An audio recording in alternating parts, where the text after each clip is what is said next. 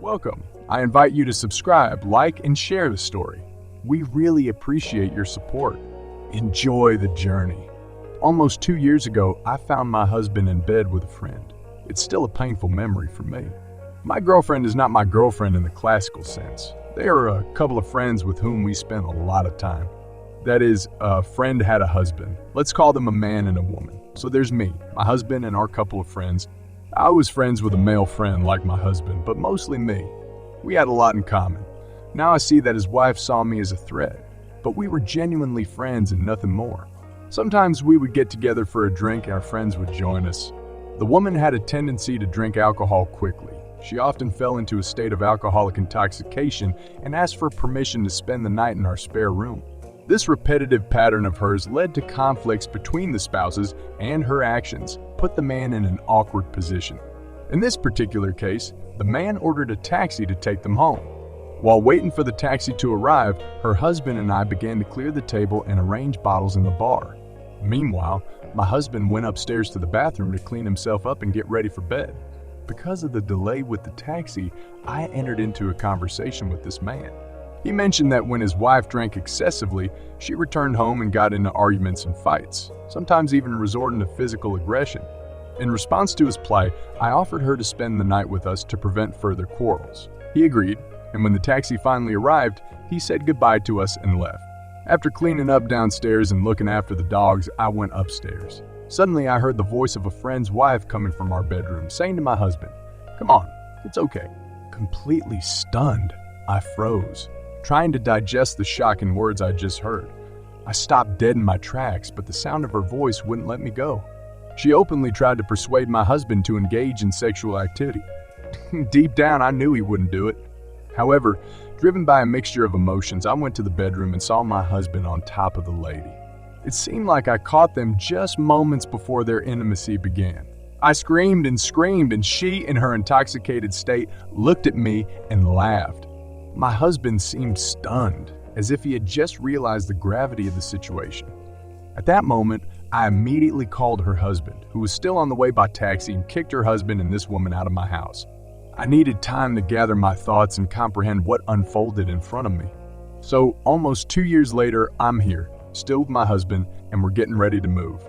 My family is aware of this sad incident, and I no longer feel comfortable in my own home. Our former friends are also trying to save their marriage, but their predicament mirrors our own. Unfortunately, we are no longer friends. That night, I not only lost part of my marriage, I lost my best friend. A man and I would like to be friends, but the memories of this are too strong. I hate her. I hate my husband, but I also love him. I'm torn. I'm torn between the fact that they were drunk and not fully aware of their actions, and between the fact that this was our bedroom. You can't forget your wedding and the fact that you are in your own bedroom. We tried to consult, but my husband didn't like it. In addition, we are doing business together, which requires our further cooperation. My husband has made an effort to behave appropriately, but he is trying to ignore the incident as if it never happened. However, certain triggers persistently remind me of the pain. Therefore, I am not sure if keeping this marriage is the right choice for me. I am at a loss, not sure what steps to take and how to proceed. Although my husband and I have excellent compatibility, I will never be able to erase the memory of this betrayal. Next week, we will celebrate our 12th wedding anniversary. At some point, I wanted to restore our previous relationship. However, now I doubt its authenticity, as if our marriage exists only as a facade. I can't quite understand why I'm sharing my thoughts here today. Maybe I just had a trigger moment and the trigger went off. I understand the pain you're going through after discovering your husband's betrayal. My advice is to prioritize your well-being and seek professional help, like therapy, to navigate your emotion. Communicate openly with your husband and consider couples therapy. Evaluate the impact of your social circle and surround yourself with supportive friends. Remember, forgiveness is a personal journey, and the decision about your marriage's future is yours to make. Be kind to yourself and know that healing takes time. Let's move on to the answers from the community and the following story. Hello, Iris. During our engagement, my wife and I received an invitation to a colleague's house party. I was working at a joint venture at the time, and the meeting was quite lively. Lots of people, loud music, food, and drinks. During the evening, About 3 hours later, the party was in full swing, and many guests, including my fiancée, were very drunk. Although she was drunker than me, she was enjoying herself and we were all having a good time. At some point, I lost sight of my fiancée and started looking for her. I entered one of the bedrooms and was shocked to witness a rather wild scene taking place on the bed, an unexpected incident for that time. Several people were involved in an intimate meeting, and the husband of one of my colleagues was standing against the wall, hugging my fiancée, kissing her, and trying to lift her skirt. I called my fiancée by name, and when she saw me, she screamed, falling into hysterics and instantly sobering up, realizing the reality of the situation. In the heat of the moment, I approached the man, intending to force him out of the room, and even struck several blows. However, other people witnessed this scene and intervened, restraining me. After that, my fiancée and I took a taxi and went home. Although initially I was thinking about ending the relationship, I realized that my fiancée was in such a state of alcoholic intoxication that she seemed completely unaware of her actions. Fortunately, I made it to the bedroom before the situation escalated even further. We've been married for 33 years and nothing remotely similar has happened since. It seems to me that your husband may have faced a similar situation. He knew you were in the house and didn't even lock the bedroom door.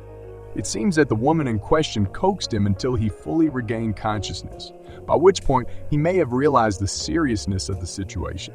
Moreover, the close friendship between you and this woman's husband, although not intimate, may have contributed to your husband's anxiety.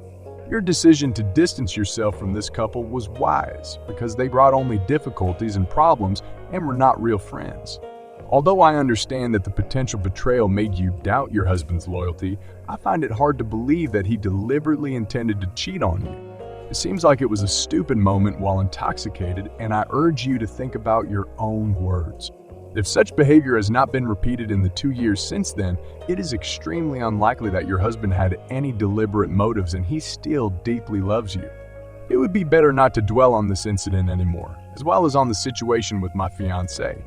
Instead, I suggest celebrating your 12th anniversary with your husband, enjoying joy and happiness. Throw this stupid moment in the trash of your history. Friends, what do you think how to act in such a situation? Leave comments and tips to our heroes, and remember all the stories on this channel from real life. Anyone who wants to share their story, write to the mail. Everything will be anonymous, for whom it is important. The names in the stories will be replaced with template ones. The end. Thank you for joining me on this exciting journey of love, betrayal, and redemption. I appreciate your support and encourage you to subscribe, like, and share this story. Your participation and feedback are invaluable for shaping our content and promoting mutual understanding and community growth. Until we meet again.